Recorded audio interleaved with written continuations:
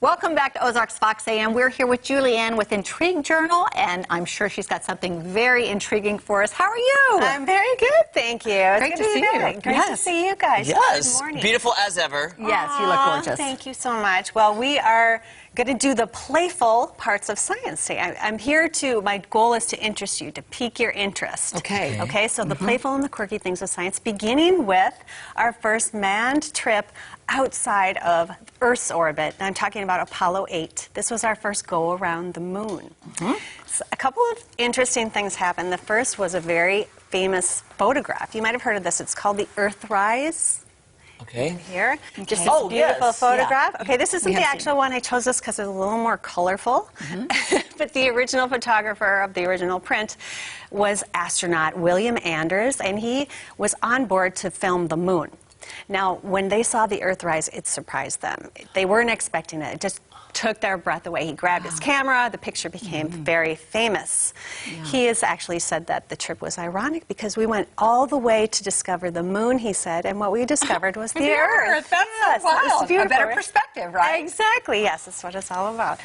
So, and the three crew members actually took turns during this mission reading the first 10 verses of Genesis during a Christmas Eve broadcast. Oh, wow. While streaming images of the lunar surface. Oh, That makes me teary a little bit. Isn't it? Really, Yeah. it is. But you know what happened? What? Somebody filed a lawsuit. Why? It was the founder of an atheist group. She felt her rights were violated. It was dismissed. Good. And then and what year was this? this was 1968 was the mission. Even back then, I did not realize that people had issues back Well, then. she had the right to turn off her radio. Except whatever her she was television. listening, her Yeah. television. Yeah, it was broadcast about Okay. about 1 billion people. Yeah. But the following year, the United States Post Office issued a commemorative stamp. Oh, I we think. have- we have a copy and of we it have here. the stamps. I got a copy of it. Okay, look at this. In the beginning, God created the heavens and the earth. There was. Oh, I love it. How did you get these stamps? Yeah. I just ordered them online. It was. You can order these still? You can. They're only about $12 or $13. Are you serious? Yeah, I thought I it was didn't know really- that. Yeah. These are beautiful. look. Yeah, I wouldn't use these though. I just collect them. Right. Oh, yeah. no, that's I don't plan on gorgeous. using it. Oh wow. I don't use them. I like that. You could maybe send it to yourself and then have it on the envelope. There That's you a go. great That's idea. a great idea. Yeah, and then still keep it. Next, Pluto becomes a dwarf. Now, I'm not Yeah. talking about Disney. I'm talking about planets, obviously. Do you know the difference is between a planet and a moon? No. So a planet orbits a star, like our sun, and it has to have a stable orbit. It has to be sizable. It has to dominate its space. So that's why you might have heard that Pluto was demoted to dwarf Yes. planet. This was 2006 because of its size. It's actually smaller than our moon. And it orbits a different plane than the 8 planets that are now our solar system. Now, I remember being upset when they did that because I felt bad for Pluto, the planet. I was like, can't we just leave it in? I did too. And how did it take them so long to understand this?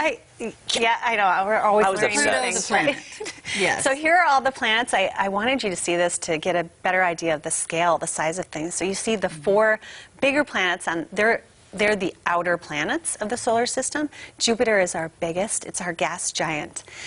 According to NASA, you could fit 1,300 Earths inside of Jupiter, Wow. and you could fit 1,000 Jupiters inside of the Sun. Look at how gigantic it is. We don't think of the Sun as being so big, but it's huge there on the left. Actually, seeing this terrifies me. To think how small the Earth is and how close we are to the Sun by this Yeah. makes me terrified. Let me just say, It it's is- all under control. That's true. That's why, we got to get to Mars, maybe. Yes. I'm going. Jump to the next planet. Okay. Another cute story, I've got legonauts in space. I made that up, legonauts. I love that. I thought Yeah. I think I coined it. Maybe it's already been around. I thought it was real. So they launched 3 Legos into space in 2011. They are on board the spacecraft Juno, and they're orbiting Jupiter. Wow. Now, the members include the Roman god Jupiter. According to mythology, he would gather the clouds to veil himself, to hide his mischief. Okay. The second crew member is Juno. That is Jupiter's wife. And also, according to mythology, she was able to peer through the clouds and see his true nature. But of course, can't we always? Exactly. That's another segment. Yeah. So she is carrying the magnifying glass to signify that she is seeking truth. The third crew member is Galileo, because he made very important discoveries about Jupiter, including 4 of its largest moons. Jupiter has 79 in total. Oh, my goodness. Can we just live on one of their moons then? Maybe, yeah, there might be. I'm just saying, I'm trying to think of all the options. Yeah, exactly. Being so close and whatnot. I know, I agree. Okay, so these figurines are made of space-grade aluminum. And they were launched as part of the mission, basically as an outreach program to encourage and inspire children to study science. I think it'd be available for Christmas next year. You know, I don't know. Because I would buy those. Yeah. You're right. And if you had taught this, or if we had been taught this in school, Jeremy, don't you think you and I would have remembered it better inside Yes. if we had been taught this way? This is great. Isn't it fun? I Yeah. mean, it's more for kids. It's for us, too. It's for us, yeah. Selfies in space. Did you know they're being taken?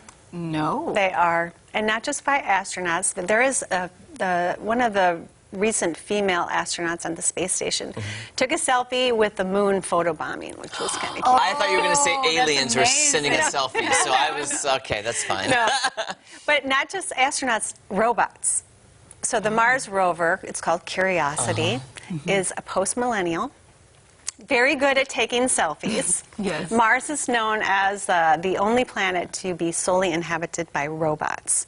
And never at the same time. They're on there at different times. So right now, Curiosity is the 6th rover to be there. And imagine this, all alone on the red planet. On August 5th, 2013, Curiosity saying happy birthday to itself to commemorate its first year, its first birthday. Wow. We have a little song, a little video. Oh, look, at that. I don't know if you'll be able to hear it. I hear it, yep. Okay, you'll just tell me when it's over. I don't hear it. Isn't it? Oh, Jeremy's in his own head, is he? What's his name again? Curiosity. Happy birthday to you. Isn't that a cute little selfie? It is a cute little selfie. That is adorable. Poor thing, all alone. All alone. That's my, talk about biggest fears, being trapped on a planet by yourself. Right? Oh. Like, I have so many fears, but. Right. Well, okay, so birthing and baby blankets. Let's get to that. I'm talking about nebula. Nebula. Nebula are regions of gas and dust where new stars are beginning to form. And we have a video. I think we're going to play that. Here we go. Okay. So they're very colorful. The most interesting They're nebulae all over in the the Milky universe. Way are made up of all Basically, 3 types. the gravity emission, will pull in reflection, clumps of this gas dark. and dust. The So clumps let's take get a look at bigger, some the of gravity these gets stronger, scattered and across our inside the center core heats The up and clouds it surrounding the produces star a system row. And so they emit these, the red light is actually emitted. One of our closest The stars. blue light is reflected from the stars, O neighboring itself is a stars. binary star. And they Julian, have, we've only got a few seconds left. oh no. I know. There's so much to cover. I feel like you need to come back at Okay. some point and finish because there's so much to cover. Okay, well, we got to, okay, there's the pink stars. They're actually young stars forming, and they're enveloped in a cloud. And guess what the cloud is called? I don't know. A baby blanket. I love it! Oh, it's so cute. Okay, so, well, I also mentioned, no, let's move on to the next one. Message in a bottle. Have you heard of this? No, We sent just a the message- Not movie. in this way. Just the Okay. movie. No. Okay, well, we sent a message in a bottle out into space. I'm talking about Voyager 1 and 2. They were launched in 1977. They reached interstellar space in 2012 and 2018, and they are carrying these LPs. These are sounds and images of Earth. Oh, wow. That's incredible. And they're hoping aliens will find them and then learn about our It's going our to be life. a long time from now, but yeah. That is And so incredible. that the one is instructions on how to play it. I hope they're smart. Oh, because wow. That is so you can fun. buy this if you wanted a copy of it. All right, Julia, I'm so sorry. Will you come back and finish this at some point? Yeah, I'd love to. Because you're so smart and we love Yes, it. and we love what we learned today, Julianne. Thank Yeah. you much. I bet you Thank had fun. you. All Thank right, you. from Intrigue Journal and Ozarks Fox AM, we'll be right back.